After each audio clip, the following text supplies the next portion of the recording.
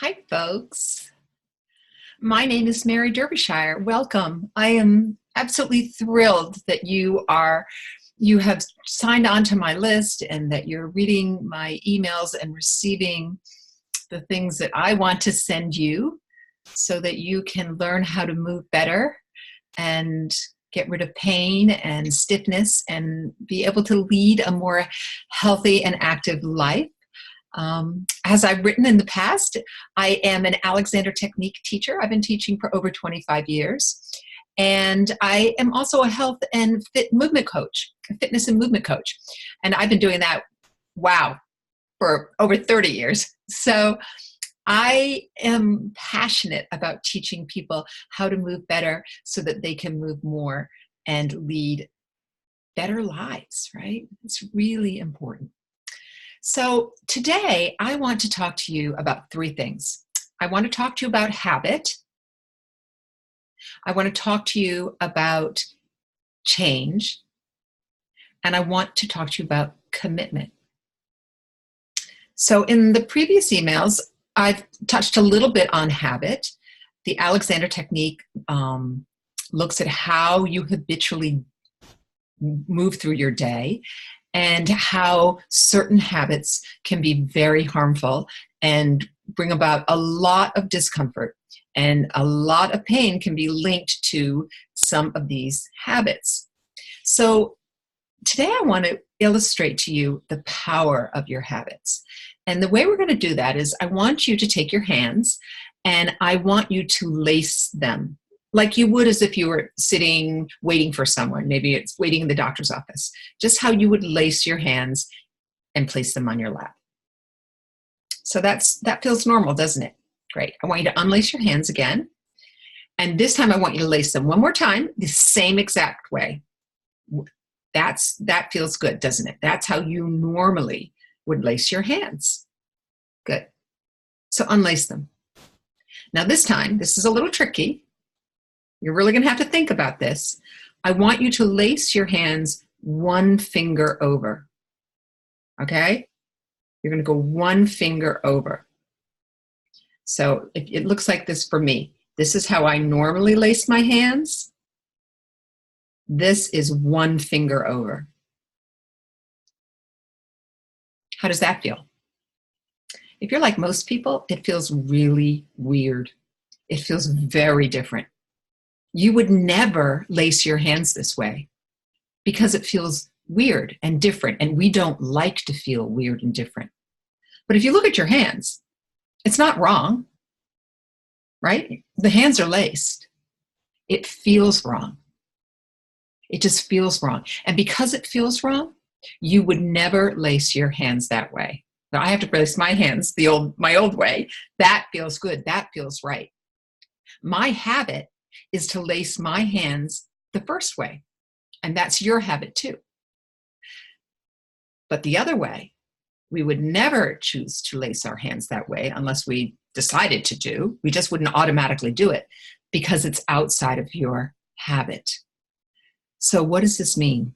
It means two things. It means one, we do the same thing over and over and over and over again. That's how we move. We move habitually because it feels right and it feels correct, and we don't like to feel wrong. The second thing is that there's this whole world of movement out there. There's a whole world and of ways to do things differently that we could choose to do.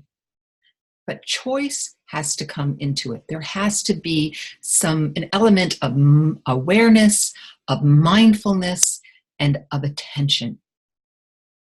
So I want you to think about this in another way. When you see a picture of yourself, a photograph of yourself, and you look at how you're standing or sitting, do you say, oh, wow, is that really how I look? Is that really how I stand? I think I'm standing upright. But when I look in that photograph, I clearly see that I'm not standing upright. I'm slouching, or my head is too far forward, or my head is too far back. So what we think is right is not necessarily right. See where I'm going with this? So I want you to ask yourself to pay attention over the next few days and see what habits you can recognize in yourself. See ways that you are deviating from what upright is. What habits are interfering with how you want to be in your skin? Okay, so there's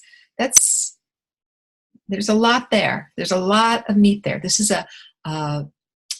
a beginning for you to start thinking of yourself in an Alexandrian way, in the way that we Alexander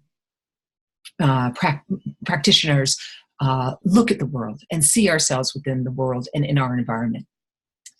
So the second thing I want to talk to you today is about change. And,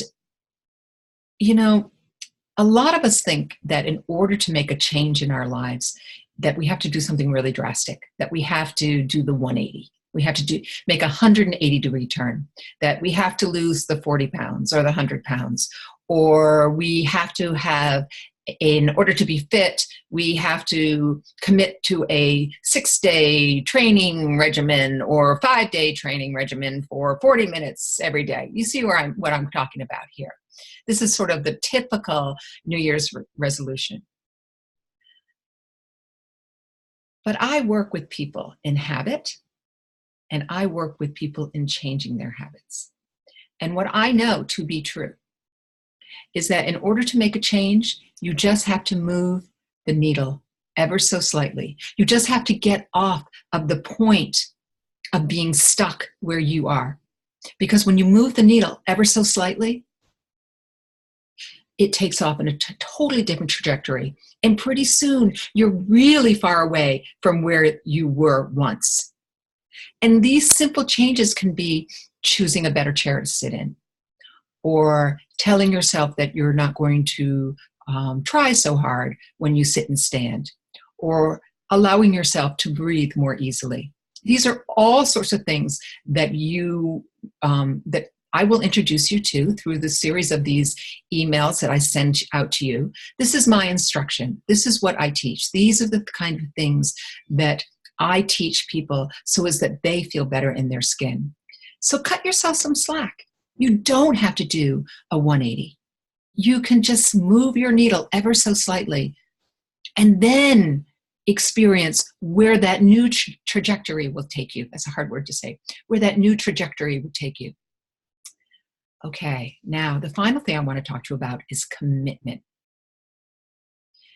In order to make any kind of change in our lives, we have to make a commitment to ourselves. Here's the thing. There is not one person in this entire world that can do as much for you as you can do for yourself. There is not one person. You are the one who holds the reins in taking care of your own health and taking care of your own well-being. It's up to you. Self-care is health-care. The Alexander Technique is all about self-care. It's about paying attention to you, how you move through space and how you react to this world that we live in. So I hope this video was helpful. As I said earlier, I'm really, really happy that you've signed up for my vlogs and blogs. And please, I'm here for you. Feel free to ask me questions. For instance, let me know what habits you've unearthed, what you see in yourself. Okay? All right. Be well. Have a beautiful, beautiful day. And you'll see, or you'll read about me or about the technique in the next email that you will receive. Okay. Take care, my friends. Bye-bye.